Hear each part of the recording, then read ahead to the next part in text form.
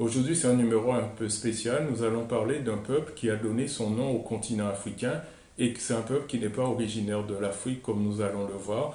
Donc, il s'agit du peuple berbère qui se trouve actuellement dans le Maghreb, en Afrique du Nord, notamment en Égypte, en Libye, en Algérie, en Tunisie, au Maroc, etc.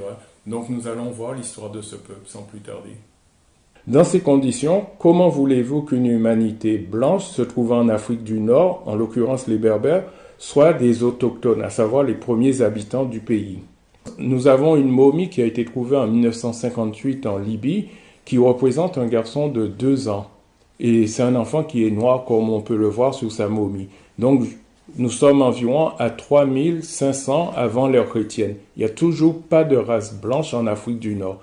C'est-à-dire tous les Africains, sans exception à cette époque, du nord au sud, de l'est à l'ouest, sont noirs. Il n'y a pas de berbères, il n'y a pas de population blanche en Afrique du Nord.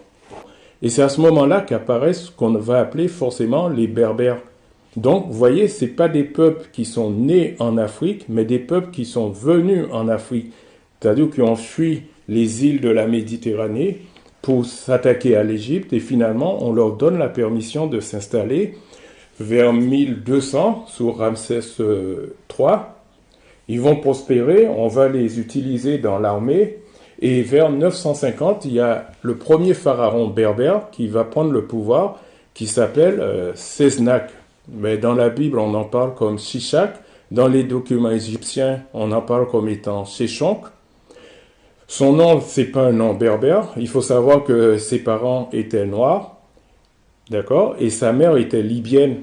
Et ça nous permet de comprendre aussi que l'Égypte a bien été fondée par des peuples africains.